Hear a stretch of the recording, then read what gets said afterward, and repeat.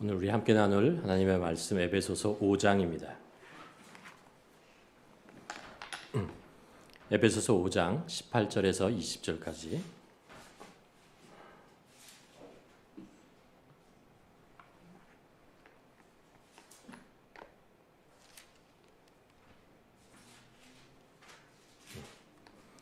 에베소서 5장 18절에서 20절까지 말씀 저와 함께 한 절씩 교독하시겠습니다. 술 취하지 말라. 이는 방탕한 것이니 오직 성령으로 충만함을 받으라. 시와 찬송과 신령한 노래들로 서로 화답하며 너희의 마음으로 주께 노래하며 찬송하며. 함께 읽겠습니다. 범사에 우리 주 예수 그리스도의 이름으로 항상 아버지 하나님께 감사하며 그리스도를 경외함으로 피차 복종하라. 21절이군요. 네. 여러분 우리가 엄선주 장로님 기도에서도 말씀하셨지만 그 코비드 19이라는 것으로 인해서 굉장히 힘든 시간을 보내고 있습니다. 어떤 그 신문사에서 여러분들은 어떤 어려움을 개인적으로 겪고 있습니까? 라는 그런 질문을 사람들에게 했다고 합니다. 그 질문에 의해서 대답한 사람들의 내용이 우리가 겪은 것과 너무나 동일하다는 것을 또 알게 됩니다. 이런 것이었습니다. 내 삶이 이 도시 안에서만 이렇게 한정되고 집에 이렇게 밖으로 나가는 것이 쉽지 않은 것, 이것이 힘들다 그러는 거죠. No traveling, 여행을 갈 수도 없고 운동하러 짐을 가지도 못하는 것이 너무 힘들고 어렵다라고 대답하는 그런 부류의 사람들이 있었고요. 또 한 사람은 가족들, 사랑하는 사람들, 친구들을 마음대로 만나지 못하는 것, 만나더라도 그 사람들을 이렇게 허그하고 있잖아요. 이렇게 좀 가까이에서 이렇게 지내는 것, 이런 것들을 하지 못하는 것. 특별히 이제 할아버지, 할머니 이런 분들이 손자, 손녀들이 이렇게 집으로 오고 정기적으로 오고 만나고 이렇게 하던 것을 못하는 것, 이런 것이 힘들다라고 얘기합니다. 또 하나는 직장이죠. 일을 하지 못하게 되는 것, 일을 하더라도 잠깐밖에 일할 수 없는 것, 집에서만 일할 수밖에 없는 것, 그리고 직장을 잃어서 집에서 아이들과 계속 씨름하면서 하루 종일 지내야 하는 것들, 이런 것들이 쉽지 않다라는 것. 여러분 이것들 우리가 또 경험하고 있는 것 아닙니까? 그런데 이제 또 다른 신문사에서 이런 것들을 한번 찾아보았습니다.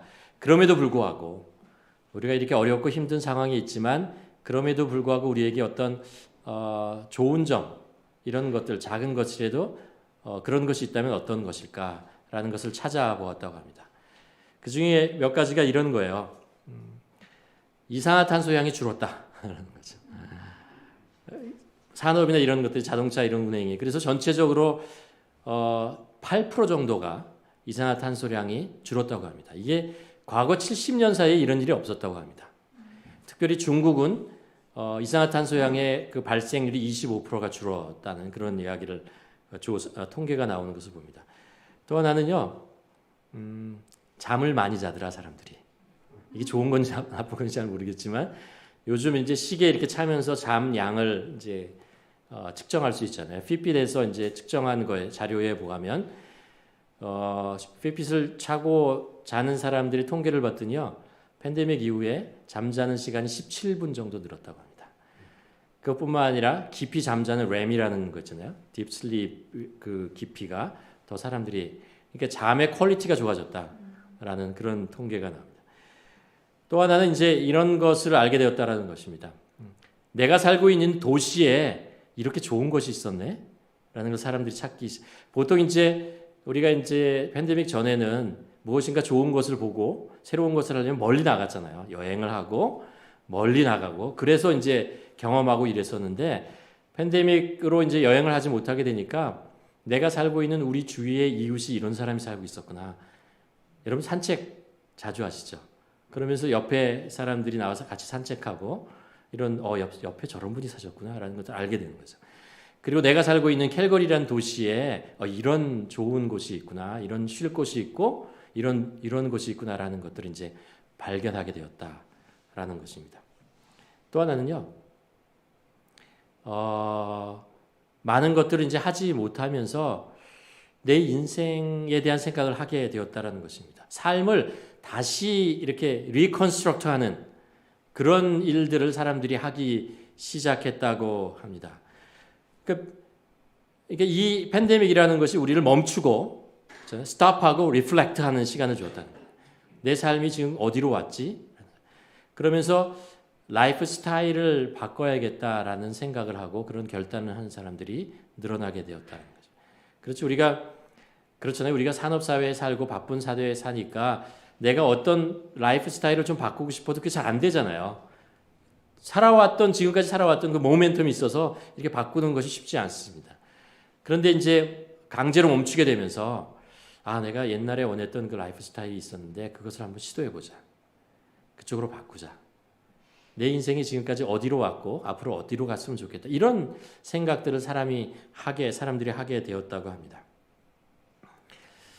가만 생각해 보면 코비드 19이 우리 신앙생활에도 긍정적인 면 그리고 부정적인 면 이런 것들을 많이 주게 되는 것을 우리가 경험합니다. 우리가 지금 다 같이 모여서 예배를 드리지 못하는 것, 또 같이 모여서 신앙을 나누고 셀 모임을 하고 이런 것이 안 되는 것, 나가서 누구에게 그 구제를 하고 전도하고 복음을 전하고 이런 것이 잘 안 되는 것이 있습니다. 근데 또 한편으로 이제 긍정적인 면은 우리도 이제 멈추어 서고 내 신앙이 지금 어디에 와 있지? 라는 것들을 생각할 수 있는 그런 시간을 우리에게 주고 있습니다. 인생은 아우터 저니하고 이너 저니가 있다 그러죠. 밖으로 이렇게 하는 그런 여행이 있고 내면의 여행이라는 것이 있습니다. 좀 더 내면의 여행을 할 수 있는 기회를 우리가 갖게 된 거죠. 이스라엘 백성들이 성전이 파괴되는 것을 경험하게 됩니다. 그들이 성전이 파괴되면서 성전에 가서 제사를 드리고 예배를 드리는 것이 불가능한 때가 생겼습니다. 그때 이스라엘 백성들이 어떤 신앙으로 바뀌게 되냐면요, 성경책을 보게 되었어요. 하나님의 말씀을 더욱더 가까이 보게 됐죠. 바벨론 포로 시대에 그랬죠. 그러면서 하나님을 훨씬 더 깊이 만나게 되는, 그 전에는 신앙이라고 하는 것이 밖으로 드러내는 것으로 나타내었습니다. 성전에 가서 절기 때마다 예물을 드리고 사람들을 만나고 제사를 드리는 것으로 내 신앙을 다한다고 생각을 했는데, 성전에 갈 수 없게 되었을 때 그들은 말씀을 보고 하나님의 뜻이 무엇인지, 하나님과 어떻게 교제하는 것인지를 배우게 되었습니다. 우리도 그런 것 같습니다. 이 팬데믹, 코로나 바이러스 때에 우리가 우리 안에 계신 주님, 우리 안에 오신 주님, 우리와 함께 하시는 그 주님과 교제하고 만나고 그런 우리의 신앙을 좀 내면으로 깊이 새기는 그런 시간이 아닌가 생각됩니다. 그래서 우리가 성령에 대한 말씀을 여러분과 나누고 있습니다. 우리 안에 오신 성령님이잖아요. 예수 그리스도의 영, 우리와 함께 계신 그분, 우리가 성령님의 어떤 능력, 잖아요. 성령님의 어떤 나타내시는 그 힘, 이런 것이 아니고, 우리 안에 내주하시고 우리가 동일하게 우리와 함께 계시는 주님. 신약 시대의 제자들은 그들 옆에 계신 예수 그리스도와 교제했습니다. 지금 우리가 살고 있는 이 시대는 우리 안에 오신 성령님과 함께 살아가는 것입니다. 우리가 어떻게 우리 안에 오신 성령님과 더 깊이 교제하며 그분과 가까이 가며 그분을 배우며 살 것인가라는 것, 이런 것들을 우리가 훈련하는 시간이 아닌가라고 생각하게 됩니다.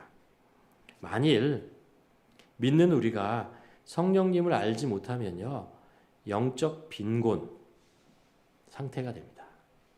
영적으로 가난해지는 거예요. 영적으로 외로워지는 것입니다.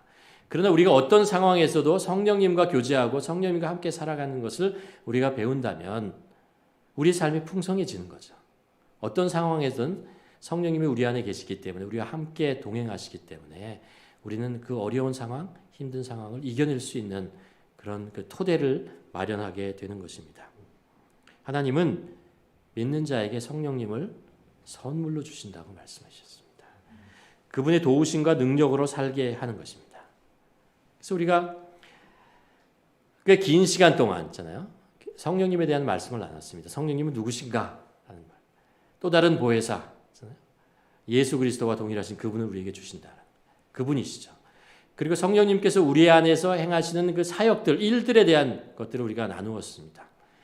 그리고 우리가 성령을 어떻게 받을 것인가 라는 말씀을 나눴습니다. 여러분 기억하십니까? 반복의 힘. 믿으셔야 합니다.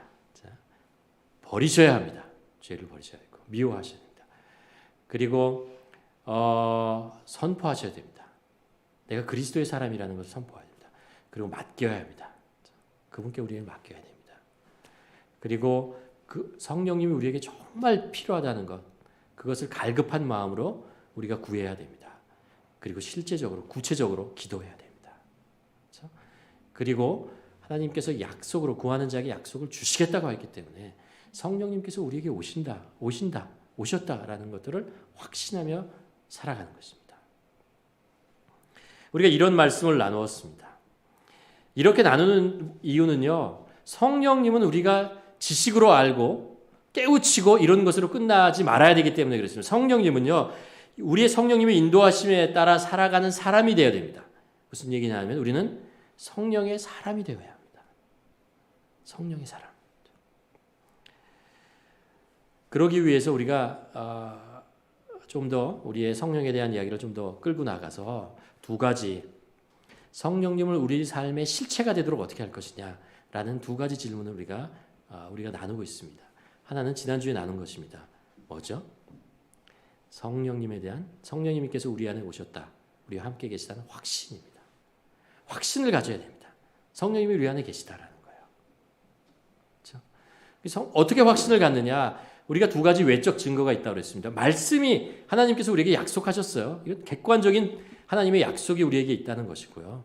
성령님이 우리 안에 오실 때 우리가 경험하는 나름대로의 어떤 경험이라는 것이 있습니다. 사람들의 눈앞에 보여지는, 눈 밖으로 보여지는 그런 경험도 있고, 사람들의 앞에서 보여지지 않지만 내면에 가지고 있는 어떤 확신, 기쁨, 사랑, 이런 평화, 이런 것들이 우리 안에, 성령님이 우리 안에 임하심으로 함께 하는 것이죠. 두 가지 고백이 있다고 했습니다. 성령님이 우리 안에 오시면요, 두 가지 고백을 하게 됩니다. 하나는 주님이 나의 구주라는 거예요. 예수 그리스도가 내 구주라는 것을 이렇게 고백하게 됩니다. 시인하게 되는 것이죠.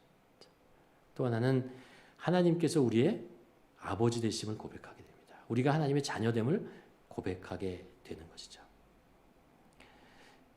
그리고 또 하나는요, 변화가 일어납니다.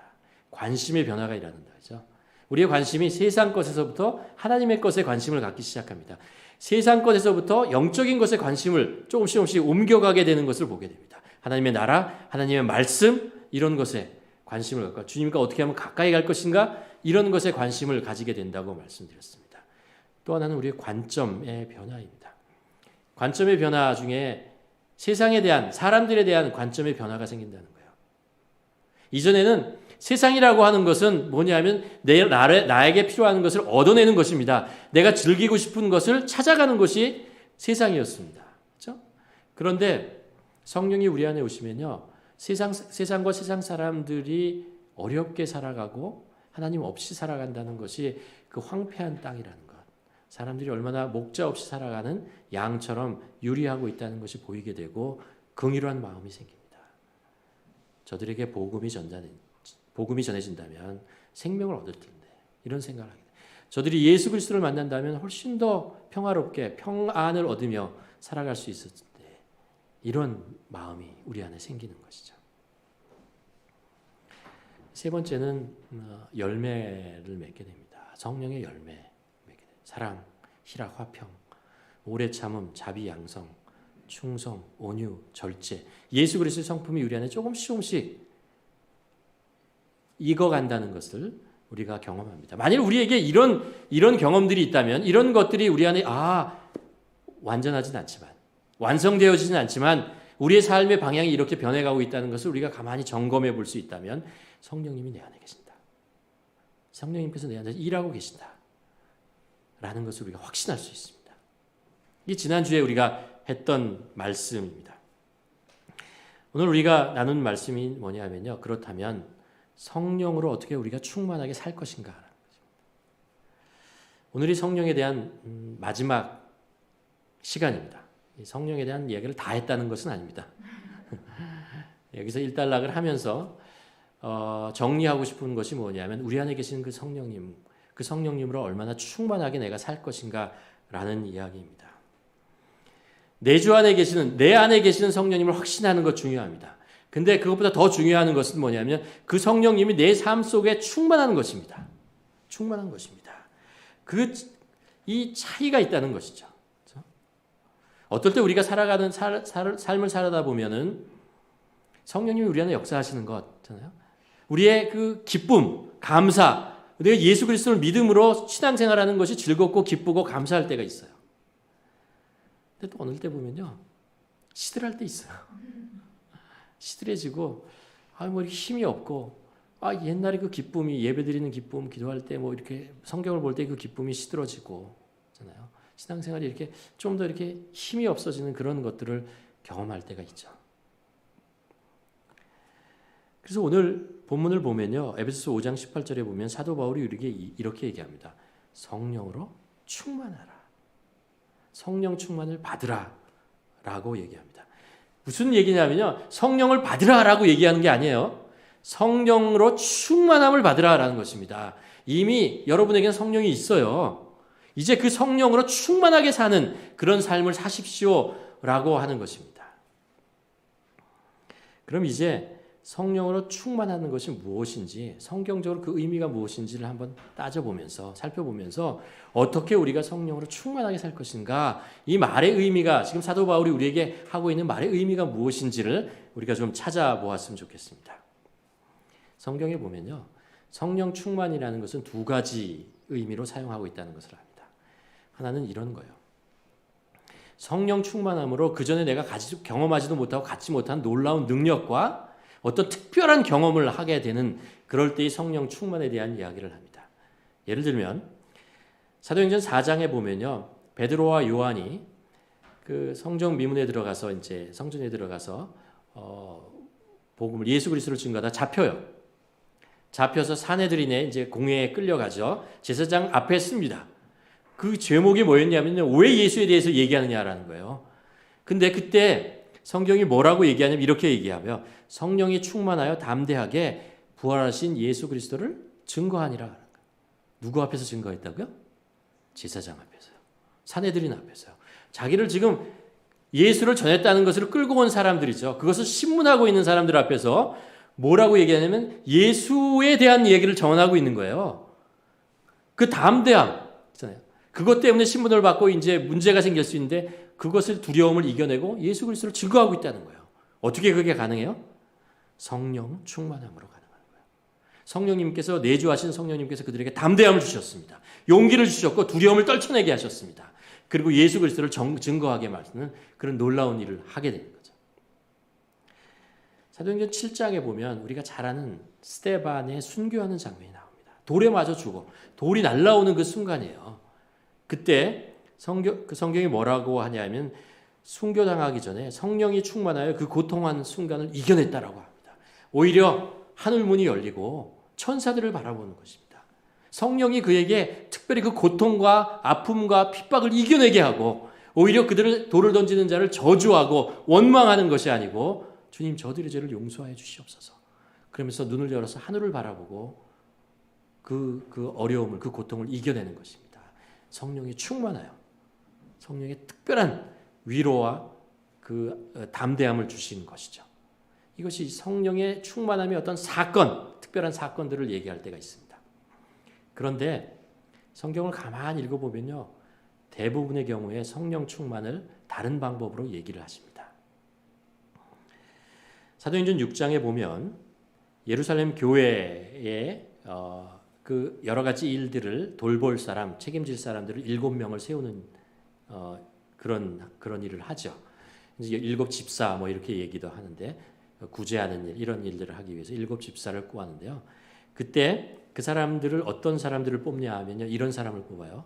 칭찬 듣고 지혜가 충만하고 믿음이 충만할 뿐만 아니라 성령으로 충만한 사람.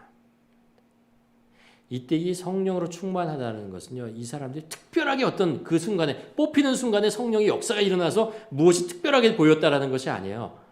이 사람들이 평소에 칭찬을 들은 것처럼, 평소에 믿음으로 살아갔던 것처럼, 평소에 지혜가 있었던 사람인 것처럼 평소에 성령님의 충만함으로 살아가는 사람들이었다라는 이야기를 하고 있는 것입니다. 사도행전 11장에 보면 바나바에 대한 이야기를 합니다. 그렇죠? 바나바가 어떤 사람이라는 것을 얘기하는데 이렇게 얘기하며 착한 사람으로서 성령과 믿음이 충만한 자였다라고 얘기합니다. 이것은 무슨 얘기를 하냐면 바나바라는 사람이 평소에 지속적으로 성령의 사람으로 살았다라는 것입니다. 그의 영적인 상태가 그렇게 성령의 사람이었다라는 이야기를 합니다. 이 순간에 바나바가 어떤 특별한 성령의 역사를 이룬 사람이라는 이야기를 하고 있는 것이 아니라는 거죠. 그러니까 성령 충만이라고 하는 것은 어떤 것을 얘기하냐면요. 예수 그리스도의 사람, 성령이 그 안에 내주하는 사람들이 평소에 살아가는 영적인 상태에 대한 이야기를 하고 있다는 것을 우리가 알 수 있습니다. 오늘 본문에서요. 우리가 중요하게 여겨야 할 것은 뭐냐면 성령 충만하라. 성령의 충만함을 받으라 라고 하는 사도 바울이 지금 얘기하고 있는 것은 어떤 내용이냐면 두 번째 거를 얘기하고 있는 거예요. 어떤 특별한 사건, 상황 속에서의 어떤 성령의 역사가 특별한 어떤 능력이 나타나는 그런 이야기를 하고 있는 것이 아니고 우리들의 삶이라고 하는 것이 늘 성령 충만함으로 살아야 하는 것인 겁니다. 우리 영적 상태가 이래야 합니다. 라는 것들을 사도 바울이 지금 에베소서에서 얘기하고 있다라는 거죠. 자, 이 말씀의 의미를 이제 좀 더 구체적으로 들어가도록 하겠습니다. 이게 성령 충만이라는 것을 원어적으로 이제 가만 보면요. 첫 번째, 이 성령 충만하라, 받으라라는 것이 사도 바울이 현재 진행형으로 사용합니다. 성령 충만함으로 계속해서 현재 계속해서 성령 충만한 상태에 있어야 합니다. 라는 이야기를 합니다. 여러분, 밴프에 가면요. 그 밴프에 들어가는 입구에서 오른쪽으로 밴프 시내로 들어가지 않고 오른쪽으로 턴해서 가다 보면요. 캐스케이드 폰드라는 것이 있습니다. 여러분 가보셨어요? 아주 아름다운 조그만 폰드가 연못이 있어요. 그 연못이 어떻게 만들어졌냐면 그 위에 댐이 하나 있습니다. 댐이 있어요. 그래서 댐에서 물을 막으면 그 캐스케이드 폰드가 좀 말라요. 근데 거기서 물을 이렇게 내리기 시작하면 거기에 이제 물이 차기 시작을 하죠. 그래서 물이 말랐을 때 가보면요. 그 안에 바닥이 보여요. 돌이 보이고 이렇게 보입니다. 근데 댐에서 물이 이제 열어서 물이 채우기 시작하면요. 이렇게 연못이 이렇게 물이 올라가죠. 그러면서 그 바닥에 있던 돌들이 사라지고 잔잔한 정말 평화롭고 아름다운 그런 연못이 됩니다. 그러면 거기서 물을 담글 수도 있고요. 보트를 띄울 수도 있습니다. 잘하면 수영도 할 수 있어요. 네. 근데 그 연못물이 어떤 이유 때문에 마르고 줄어들잖아요. 그러면 그 밑에 있는 돌이 생깁니다. 수영을 하다가 다리가 걸리고 보트가 가다가 돌에 이렇게 툭 걸려서 가지 못하게 됩니다. 성령 충만하다라는 것 있잖아요. 우리가 예배를 드리고 있잖아요.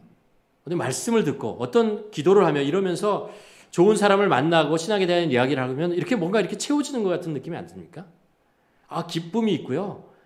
내가 그 성령으로 이렇게 충만해지고 있는 그런 느낌을 갖게 됩니다. 마치 이렇게 배터리가 이렇게 차지를 하면 차지가 이렇게 쭉 되는 것처럼 90, 100 이렇게 되는 것처럼 그렇죠. 그러다 집으로 돌아갈 때요. 조금씩 성령 충만을 이뤄가는 사건을 경험할 수가 있습니다. 예를 들면 급하게 이제 장을 보러 갔는데 자꾸 신호등에 걸려요. 시간이 자꾸 이렇게 마음이 급해집니다. 집에 도착했더니 이게 설거지가 산더미처럼 쌓여 있고 페이해야 되는 빌들이 계속 날라오는 것들을 이렇게 보게 되는 거죠. 짜증이 나죠. 그리고 일터에 가서 손님을 이렇게 맞이하는데 짜증스러운 손님 있잖아요. 진상 손님들 있잖아요. 그런 사람들을 만나며 불친절한 태도를 받게 됩니다.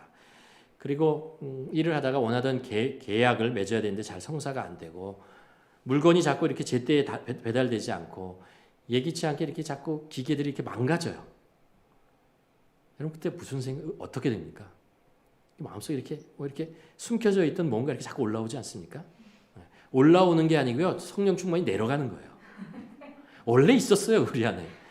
근데 이게 성령의 충만함이 이렇게 점점 이렇게 감해줌으로써 그게 이제 드러나는 거죠. 돌들이 드러나는 거예요. 뾰족뾰족하는 것이 드러나게 되는 것입니다. 한 주를 살아가다 보면 그런 상태가 이렇게 주의를 통해서 이렇게 피클 올라다 이렇게 줄어들게 되는 것처럼 느껴집니다. 성령 충만의 상태를 유지해야 하는데 유지하지 못하는 거죠. 그래서요, 성령 충만은 계속해서 우리가 유지해야 하는 것입니다. 유지해야 되는 것입니다. 이것은 어떤 부흥회나 어떤 집회나 이렇게 참석해서 이렇게 확 올라가는 것을 끝나는 것이 아닙니다. 그것이 성령 충만이 얘기하는 것이 아닙니다. 어제 많이 먹었으니까 이제 3일 동안 안 먹어도 된다. 이런 얘기가 아니라는 것입니다. 이것은요, 우리가 일요일 양식을 매일매일 우리가 섭취하고 영양분을 섭취해야 그날 살아갈 수 있는 우리의 힘이 생기고 그리고 어떤 에너지가 생기는 것처럼 성령 충만이라는 것은 매일매일 우리가 새롭게 만들어야 되고 계속해서 채워져 가야 됩니다. 이거 현재형이에요. 현재 오늘 내가 해야 되는 것이 있다라는 것입니다. 한 번 체험함으로 끝나는 것이 아니고 하나님 성령의 영향권 안으로 계속해서 들어가는 거예요. 어떻게 해요? 예배드리고 말씀 보고 기도하고 그러면서 그날 채워야 하는 분량을 계속해서 채워나가야 됩니다. 그래야 우리가 성령 충만, 오늘의 성령 충만을 우리가 이룰 수 있다는 거죠. 성령 충만은요, 뭐라고요? 현재형이에요. 현재 진행형입니다. 매일 오늘도 은혜의 자리로 나가서 성령으로 채워야 합니다. 그래야 이것이 채워지는 거예요. 아니면요, 계속해서 줄어들어요. 그러면 우리 안에 뭐가 나타난다고요? 이 돌들이 나타나요. 숨겨진 돌들이 나타난다고요. 두 번째로 이 성령 충만을 받으라라고 사도 바울이 말했을 때 이것을 사도 바울이요, 수동태로 표현하고 있어요. 능동태가 아니고 수동태입니다. 받으라라는 거예요. 성령 충만을 받으라라는 것입니다. 성령으로 채워짐을 받으라라는 이야기로 표현하고 있습니다. 그러면서 어떤 이야기를 하냐면 18절에 보면 술 취하지 말라 이는 방탕한 것이니 성령으로 충만을 받으라. 술 취하는 것과 비교했어요. 여러분 주정뱅이라는 말을 하죠. 이게 뭐냐면 술 기운에 산다는 거예요. 술 기운으로 산다는 거예요. 다시 표현하면요, 술의 영향권 안에서 산다는 거예요. 술 기운으로 산다는 거예요. 그 영향권 안에서 살고 있다는 것입니다. 여러분 술 취하려면 어떻게 해야 됩니까? 한 번도 안 해봐서 모르시겠죠? 그렇죠? 술을 계속 마시면 됩니다. 마시면 술 기운이 생기고요, 술의 영향권 안으로 들어가게 되는 것입니다. 이와 같이 성령 충만하라는 것은 뭐냐면 온전히 성령의 영향권 안으로 들어가라는 거예요. 계속해서 영향권 안에 살아야 된다는 것입니다. 여러분, 우리가 여름이 되면 태양이 있고요, 그늘이 있습니다. 덥고 싶으면 어디로 가면 됩니까? 태양이 있는 곳으로 나가면 돼요. 햇빛이 있는 곳으로 나갑니다. 시원하고 싶으면 어디로 가야 됩니까? 그늘로 들어 시원합니다. 우리가 세상을 살다 보면 나도 모르게 어떤 영향권 안에 들어가는 것 같은 느낌을 받습니다. 어떤 거냐 하면요, 예를 들어 신문을 보면요, 신문이 어떤 성향을 가지고 있다는 것을 알아요. 이 신문은 보수 성향을 가지고 있는 신문이다라는 걸 알고 이 성향은 진보 성향을 가지고 있는 신문이라는 게 그게 딱 구별된다는 걸 압니다. 그래서 내가 보수 성향의 신문을 계속 읽으면요, 그 영향권 안으로 나도 모르게 들어간다는 걸 알아요. 그 인포메이션을 듣고 그 얘기를 듣고 그 논평을 듣고 그러면 나도 모르게 그쪽으로 내가 딸려 들어가는 것, 자석처럼 이렇게 딸려 들어가는 걸 합니다. 그러다가 어느 날 진보 성향의 신문을 펴면요, 이게 같은 내용인데 이렇게 다르게 표현하네. 그걸 계속 읽어 내려가면요, 그것은 매일 읽고 오늘도 내일도 읽고 하면요, 내 생각과 사고가 그쪽으로 끌려가요. 이렇게 끌려가고 그것에 동조하고 그것을 따라가게 되더라라는 거예요. 내가 어느 영향권 안으로 들어간다는 거예요. 그래서 우리가 신앙도 그렇습니다. 이 신앙에 의해서 세상을 바라보는 거니까요. 그렇죠? 우리가 성령의 영향권 안에 들어가는 것이죠. 우리가 성령을 우리의 영향권 안으로 끌어들여는 것이 아니라는 것입니다. 이게 이제 수동태가 얘기하고 있는 것입니다. 성령이 나를 지배하는 것이 내가 성령을 지배하는 것이 아니라는 거예요. 내가 성령이 나에게 능력을 주시는 거지 내가 성령에게 무슨 능력을 주는 것이 아닙니다. 그렇죠? 내 삶을 성령의 능력으로 살아가는 거지 내 능력으로 살아가는 것이 아니라는 거예요. 내가 성령의 영향권 안으로 들어가는 것입니다. 그래서 성령의 영향권 안으로 들어가는 것은 뭐예요? 결국 예배를 드리고 말씀을 보고 그리고 기도를 드리는 것입니다. 우리가 세상을 바라보는 눈 어디서 생기느냐라는 것은 내가 어떤 영향권 안에서 사느냐는 거예요. 내가 어떤 영향권 안에서 내 인생을 시간을 보내느냐라는 거예요. 내가 이쪽 신문을 많이 보면요. 그대로 세상을 봐요. 이쪽 성향의 신문을 보면 그대로 봐요. 우리는 이쪽 성향의 신문을 보는 사람도 아니고요. 이쪽 성향의 신문을 보는 사람도 아니에요. 우리는 성경을 보는 사람이에요. 우리는 성경을 보는 사람이에요. 성경은 보수도 아니고 진보도 아닙니다. 하나님의 말씀일 뿐이에요. 제가 대학 다닐 때 그때 교회의 청년부들이요. 그 개혁 세력에 엄청 많이 그쪽으로 끌려가 있었어요. 제가 대학 다닐 때 80년대 초였습니다. 전두환 총이 막 이럴 때였습니다. 그때 뭐라고 했냐면요. 예수님 혁명가라고 얘기했어요. 그때가 그런 일들을 사람들이 그런 얘기를 했어요. 여러분 예수님이 혁명가입니까? 그렇지 않아요.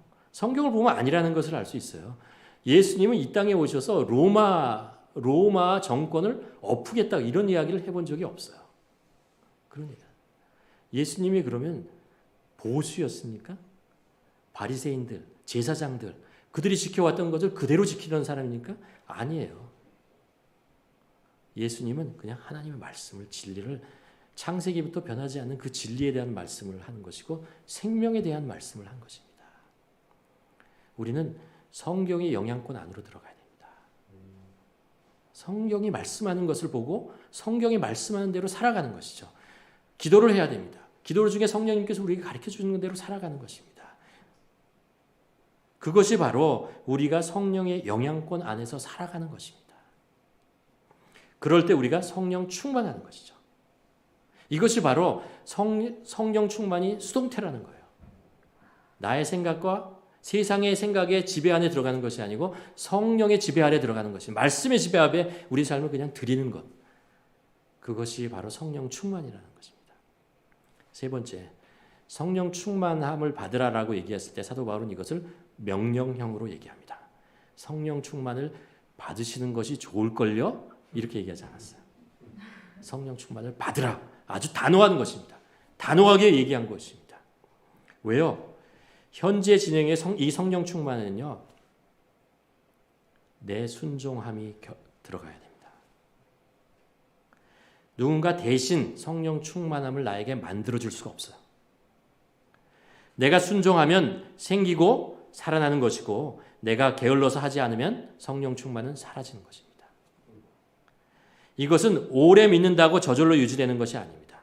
아무리 큰 패를 가지고 있어도 움직이지 않고 운동을 하지 않으면 이 패가 쪼그러들잖아요. 신앙의 많은 부분이 하나님의 은혜로 오는 것입니다. 그렇죠? 하나님의 능력입니다. 하나님께서 주시는 것입니다. 그것에 의존합니다. 하나님이 주셔야 우리가 누릴 수 있는 것입니다. 그래서 구원도 하나님이 주시는 선물이라고 얘기하고 성령도 하나님께 주시는 선물이라고 얘기합니다. 그러나 주신 우리의 성령, 우리의 구원, 성령이 우리 안에 채워지는 것, 성령이 우리를 지배하게 하는 것, 이것에서는 우리의 순종이라는 것이 필요합니다. 우리가 정말 우리의 삶을 성령님께 드려야 되는 거예요. 내가 그분을 갈망하고 구해야 되고 찾아야 되고 두드려야 됩니다. 그 말씀에 순종해야 됩니다. 그럴 때 성령 충만이 이루어지는 것입니다. 사도 바울은 그래서 이것을 성령 충만을 받으라 라고 명령하는 것입니다. 명령은 뭐예요? 복종하는 거예요. 따라야 하는 것입니다. 사도 바울은 신앙의 삶을 무엇에 비유하냐면 운동선수와 군인에 비유합니다. 운동선수와 군인의 공통점이 뭐예요? 명령을 지켜야 하는 것들을 끝까지 지키고 달려가야 되고 게을르면 안 됩니다. 계속 해야 되는 것이죠. 복종해야 되는 것입니다. 그래야 성령 충만을 이룬다는 것입니다. 존 스토트 목사님이 이런 예화를 우리에게 했습니다. 어린아이가 있어요. 태어난 지 얼마 안 돼서 한 3kg 정도 됐어요. 이 아이가 숨을 쉽니다. 폐가 있어요. 폐 있잖아요. 폐가 있어요. 그러면 폐에다가 이게 숨을 쉬죠. 그 폐에 가득하게 숨을 쉽니다. 산소가 그 안에 들어가는 것입니다. 또 다른 사람이 있어요. 이 사람은 장성한 사람이에요. 큰 사람인데 키가 180에 80kg의 아주 장성한 사람입니다. 이 사람이 숨을 쉬어요. 똑같이 숨을 쉬고 허파에 공기가 충분히 들어갑니다. 이 어린아이나 베이비나 아니면 이 건장한 사람이나요, 이 폐가 가득 채우는 건 동일해요. 둘 다 건강해요.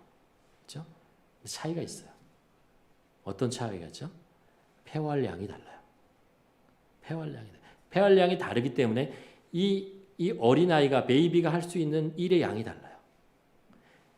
그렇죠? 이 건장한 사람이 할 수 있는 힘의 양, 뛸 때 달릴 수 있는 속도가 다릅니다. 폐활량이 다르기 때문에 그렇죠. 성령 충만이라고 하는 것이요. 우리가 이 세상에 살아가는 동안에 우리가 처음에 믿음을 가지면은 기쁨이 있어요. 예수 그리스도를 믿고 감사하는 것이 있어요. 근데 그게 생각보다 그렇게 크지 않아요. 근데 우리가 신앙생활을 하면서 예수 그리스도에 대해서 더 알아가고 경험하고 우리 신앙이 성장하고 이러면서요, 우리가 성장하면 이 폐활량이 커져요. 더 하나님의 뜻을 더 많이 알게 되고 하나님의 뜻을 더 많이 경험하고 예수 그리스도에 대한 그 가까운 그 친근함이 더 커지게 되는 거죠. 이게 우리의 지식이 쌓이고 연륜이 쌓이면서 우리의 폐가 커지는 것입니다. 폐가 커져요. 영적인 성장이라는 것은 성경을 보면 분명히 이렇게 이루어집니다. 우리가 말씀을 들으면 지식이 쌓이고 깨달음이 생기고 믿음이 생기고 순종하게 되고 그러다 보면 하나님을 더 경험하게 되죠. 그러면 우리의 신앙이 더 성장합니다. 그러면 우리가 다시 더 하나님의 또 다른 더 큰 그 말씀을 듣게 되고, 있잖아요. 지식이 생기고 그러면 깨달음이 더 깊어지고 그러면 그것에 순종하고 그리고 경험하게 되고 그러면서 우리의 신앙이 더욱더 커져 나가게 됩니다. 그런데 종종 슬프게도 말이요, 우리의 믿음이 신앙의 지식을 따라가지 못하는 경우가 있습니다. 신앙의 지식은 많아졌어요. 커졌어요. 신앙의 연륜이 생겼어요. 아는 것도 많아졌어요. 그런데 믿음, 순종 이런 것이 따라가지 않으면 이 폐는 커졌는데 폐의 공기는 조금밖에 안 들어가요. 신선한 공기가 들어가지 않아요. 이렇게 생각해요. 몸은 커졌는데요. 폐는 커졌는데 그 폐 안에 공기가 적게 들어가면 어떻게 되는 거죠? 움직이지 못해요. 금방 지쳐버려요. 몇 걸음만 걸으면 그 다음에 지쳐버려요. 아유, 이제 못하겠다. 힘들다. 이런 생각이 되는 거죠. 우리가 영적인 폐에 충만하지 못하면 이런 우리의 신앙에서 이런 일들이 생기게 되는 것입니다. 그래서 운동선수에 대한 이야기를 하게 됩니다. 여러분 혹시 어쩌다 FC라는 거 혹시 보세요? 아유, TV를 안 보시는 분이 있군요.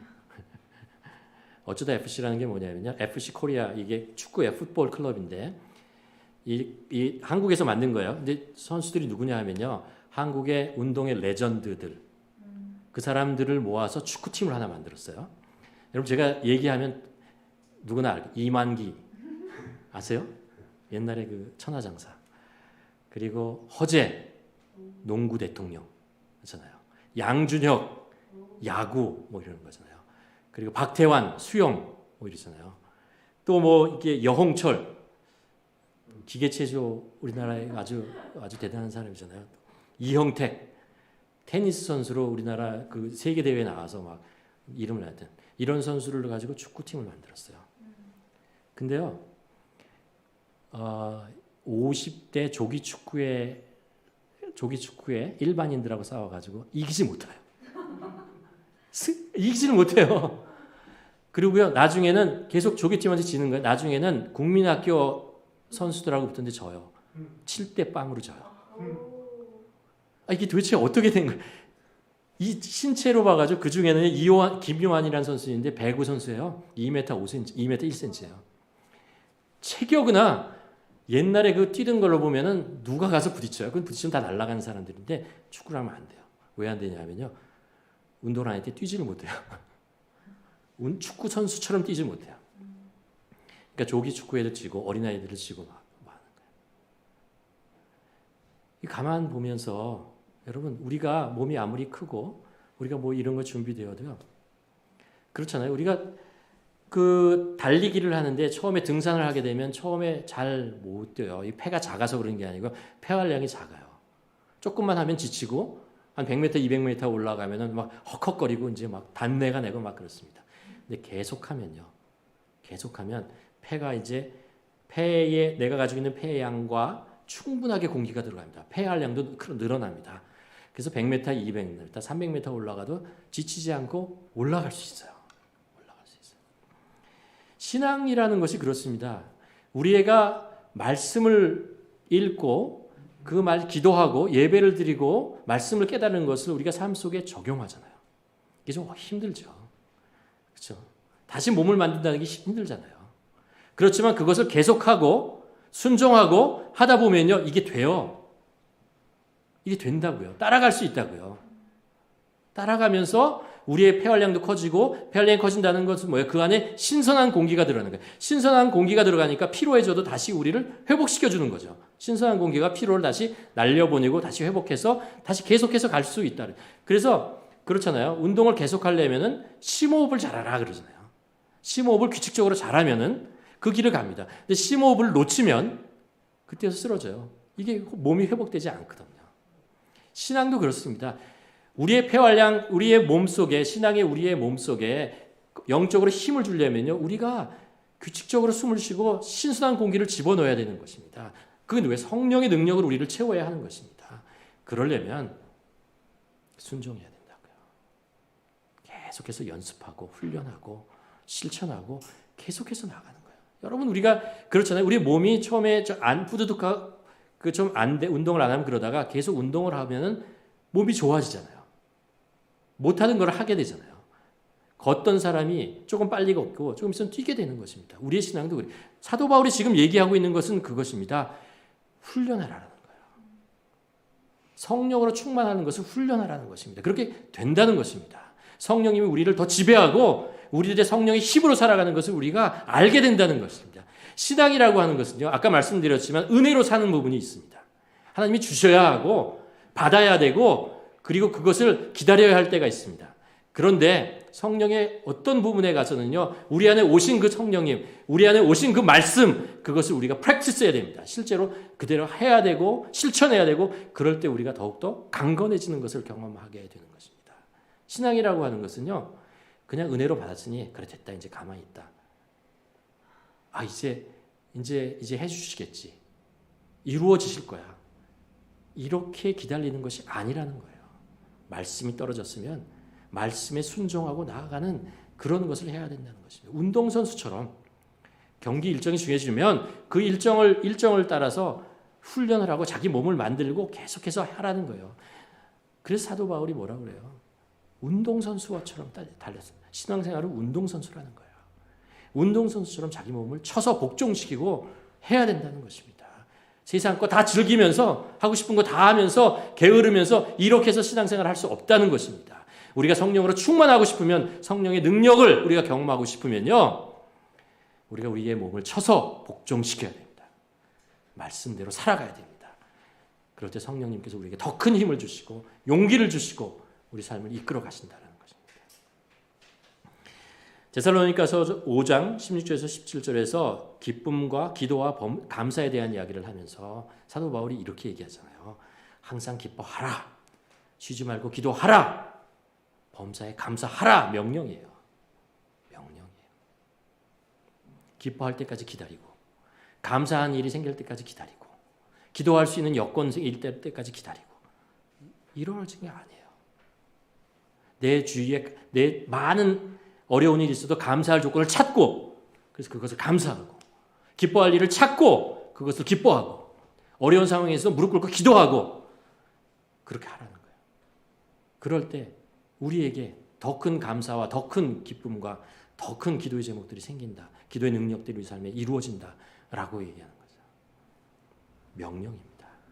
성령 충만은 명령이라는 것을 기억해 주시고요. 성령 충만으로 가만히 있으면 되겠지. 이게 아니라는 거예요.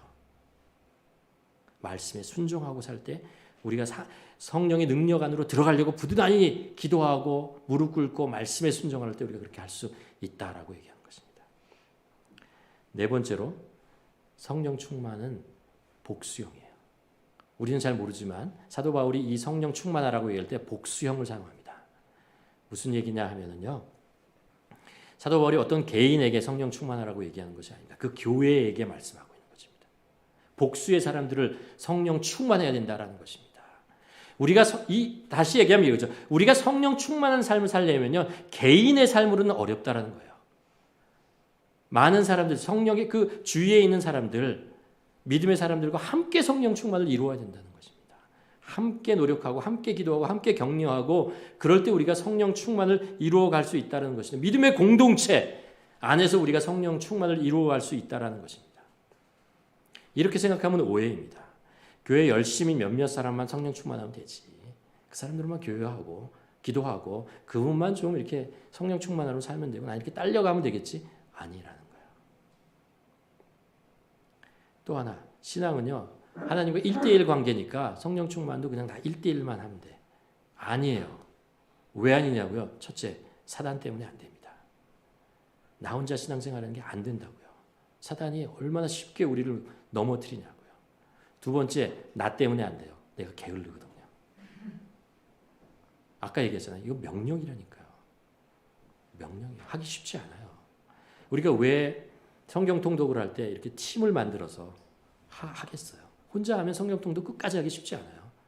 근데 같이 팀을 만들어서 하면 좀 지쳤다가 낙오됐다가 다시 들어갈 수 있어요. 사람들이 끌어주잖아요.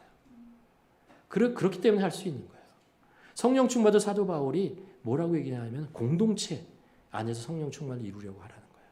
같이 협력하고 같이 격려하고 그래야 한다는 것입니다. 여러분 천하의 엘리야 있잖아요. 천하의 엘리야 아니에요? 엘리야 얼마나 대단한 사람입니까? 엘리야가 자기 혼자 선지자 중에 살아남았다고 생각했을 때 얼마나 시리에 빠집니까? 절망합니까? 하나님 저를 데려가 주시옵소서. 지금 목숨을 끊겠습니다. 이런 얘기를 했던 사람입니다. 근데 하나님께서 그때 뭐라고 합니다. 바알 신에게 무릎 꿇지 않는 아세라 신에 입맞추지 하지 않는 7,000명이 더 있다라고 얘기합니다. 너 혼자 아니다. 그럴 때 그 용기를 얻잖아요. 사도 바울이 그 역경과 어려움 속에서 교회를 개척하고 놀라운 일을 했는데 사도 바울이 혼자 했나요? 아니에요. 사도 바울이 혼자 성령 충만해서 그 일을 했나요? 아니에요. 사도 바울 중에는 늘 바나바가 있고 실라가 있고 디모데가 있었고 늘 사람들이 있었습니다. 믿음의 공동체가 있어서 기도해 주는 사람들이 있었습니다. 먹을 것이 부족하면 먹을 것을 갖다 주고 옷이 필요하면 옷을 갖다 주고 기도가 필요하면 기도를 해주고 몸이 아프면 가서 치료해 주는 사람이 있었습니다. 물질이 부족하면 물질을 대주는 사람들이 있었습니다. 그렇기 때문에 사도 바울이 그 일을 성령 충만해서 할 수 있었던 것입니다. 성령 충만은 독불장군을 할 수 있는 것이 아닙니다. 성령님은 교회를 세우기 위해서 각자에게 일을 주시죠. 그 일을 수행할 수 있도록 은사를 주십니다. 은사를 하면서 그 일을 감당하면서 성령의 성품을 만들어 가시는 것입니다. 공동체가 있기에 성령의 은사가 필요한 것입니다. 공동체가 있기에 더 많은 성령의 역사를 경험할 수 있는 것이고 공동체가 있기에 성령에 충만해야 되는 이유가 근거가 되는 것입니다. 좀 길게 말씀을 나누는데 결론으로 말씀드리면요. 마지막으로 성령 충만하는 길은 우리가 어디를 쳐다보느냐에 달려 있습니다. 오늘 에베소서 19장 20절에 보면요. 5장 19절 20절에 보면은 성령 충만에 대한 받으라라는 이야기를 하면서 이런 이야기를 이어갑니다. 시와 찬미와 신령한 노래들로 서로 화답하며 너희의 마음을 주께 노래하며 찬송하며 범사에 우리 주 예수 그리스도의 이름으로 항상 아버지 하나님께 감사하라. 성령 충만의 얘기를 하며 사도 바울이 하나님께 시선을 두라라고 얘기합니다. 바울과 실라가 감옥에 갇혀 있을 때 그 속에서 어떻게 기뻐하며 하나님을 찬송할 수 있었습니까? 그들이 감옥에 있는 그 철장을 바라보고 있으면 그 어두운 지하에 있는 자기 발에 묶여 있는 쇠고랑을 보고 있으면 그는 기뻐할 수 없습니다. 어떻게 성령 충만해서 기도를 하고 찬양을 합니까? 그가 무엇을 바라보냐면 여전히 그 지하 감방에도 함께 하시는 예수 그리스도, 자신의 삶을 인도하시는, 지금도 인도하시는 성령님, 하나님의 뜻이 결국 승리하리라는 그 믿음, 그 시선, 그것이 그 상황 속에서도 하나님을 예배하고 기뻐하게 할 수 있었던 것입니다.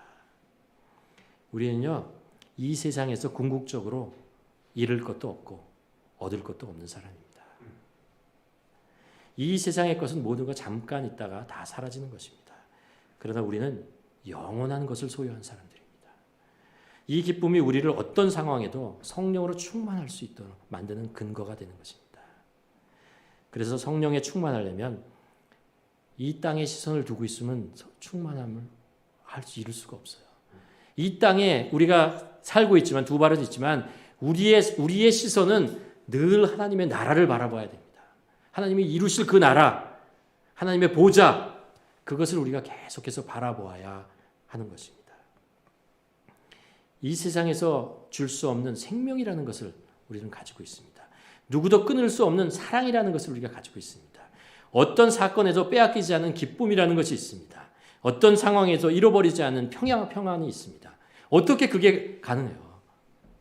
하나님 때문에 그렇죠. 성령님 때문에 그렇습니다. 우리가 그 성령님, 그 예수 그리스도, 그 하나님을 우리가 계속해서 바라보고 그분이 우리에게 이루시고 그분이 우리에게 약속하시고 그분이 지금 이루고 이 땅에 이루고 계시는 것을 우리가 계속해서 그분을 시선을 맞출 때 우리의 환경, 우리의 상황을 우리가 뛰어넘을 수 있는 것입니다. 아까도 말씀드렸지만 우리는 궁극적으로 이 세상에서 얻을 것도 없고 잃을 것도 없는 사람입니다. 하나님께서 다 이루셨고 그렇죠? 하나님께서 다 우리에게 주시라고 약속해 주신 것입니다. 그것이 누구도 빼앗아갈 수 없는 거예요. 성령님께서 우리 안에 계십니다. 우리의 삶을 책임지시고 우리 삶을 인도하시기 위해서 그런 것입니다. 우리가 우리 안에 계시는 성령님이라는 것을 확신을 가질 때, 역사하시는 분을 볼 때 우리는 매일매일 성령으로 충만하게 살 수 있습니다. 오늘로 성령에 대한 말씀을 마감하는데 여러분 매일매일 성령으로 충만하게 사셔야 됩니다. 그러기 위해서 우리의 시선을 누구에게 둔다고요? 성령님께, 삼위일체 하나님께 계속 두는 훈련을 하셔야 됩니다. 그 훈련을 통해서 우리 안에 역사하시는 하나님을 매일매일 경험하는 우리 모두가 되기를 주님의 이름으로 간절히 축원합니다. 기도하시겠습니다. 우리 한번 기도했으면 좋겠습니다. 사도 바울이 우리에게 말씀하십니다. 성령 충만을 받으라. 성령이 영향권 안에서 살아야 한다. 매일매일 현재형으로 살아야 되고 성령의 영향권으로 우리가 들어가야 된다. 수동통으로 살아야 되고 성령의 그 충만으로 사는 것은 명령이다라는 것. 내 하기 나름이다라는 것이다. 내가 게을러서 안 하면 성령 충만이 사라지는 것이고 내가 좀 더 성령 충만을 사모하며 주님 앞에 더 나아가고 말씀과 순종으로 나아가면 성령이 우리 안에 우리를 지배하고 우리가 성령의 영향권 안으로 들어가는 것입니다. 우리 함께 기도했으면 좋겠습니다. 하나님, 우리가 성령의 영향권 안으로 들어가기를 원합니다. 하나님께서 우리에게 주신 이 명령을 수행하는 군인처럼, 운동선수처럼 하나님 우리가 매일매일 살 때 성령의 영향권으로 쓰게 해서 예배를 귀하게 여기고 말씀을 매일매일 두고 늘 무릎 꿇고 기도하며 그때 들려오는 하나님의 말씀에 순종하며 하루를 살아가는, 그래서 성령의 충만함으로 살아가는 우리를 되게 하여 주시옵소서. 함께 기도하기를 원합니다.